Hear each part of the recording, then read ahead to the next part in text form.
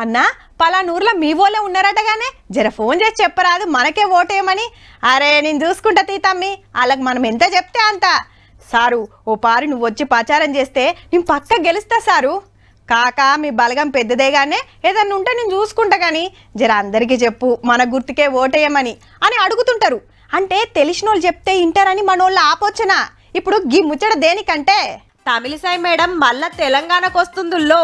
ఈ తాపకు గవర్నర్ గా కాదు బీజేపీ లీడర్ గా, అది కూడా స్టార్ క్యాంపెయినర్ గా తెలంగాణలో ఎలక్షన్ ప్రచారం చేస్తానికి 40 మంది స్టార్ క్యాంపెయినర్లను పెడితే ప్రధానమంత్రి మోడీ సారు 7 సెంటర్ మంత్రులతో పాటే ఈ మేడం కూడా ఉన్నది. జప్పున తెలంగాణకు వచ్చి బీజేపీ గొప్పతనం మళ్ళా గెలిపిస్తే ఫాయిదాను ఎరకయేస్తది అన్నట్టు పబ్లిక్ కు. 4 ఏళ్లు మన కాడ గవర్నర్ ఉన్నది కాబట్టి ఈడి రాజకీయాలు తెలుసు, లీడర్ల సంగతి తెలుసు. మళ్ళా ఓటర్లకు సుతం మేడం ఎరకనాయే. అప్పట్లా నాకు ఇయ్యాల్సిన మర్యాద ఇయ్యలే, నేను పబ్లిక్ తిప్పలు చెప్పినా పట్టించుకోలే, రాజ్భవన్లనే ప్రజా దర్బార్ పెట్టాల్సి వచ్చింది అని మొత్తం చెప్తుండొచ్చు. మళ్ళా బతుకమ్మలాడే బోనాలు తీసే మేడం చెప్తే మహిళా ఓటర్లంతా మాకే జయగొడతారని బీజేపీ పెద్దల ఆపోచన.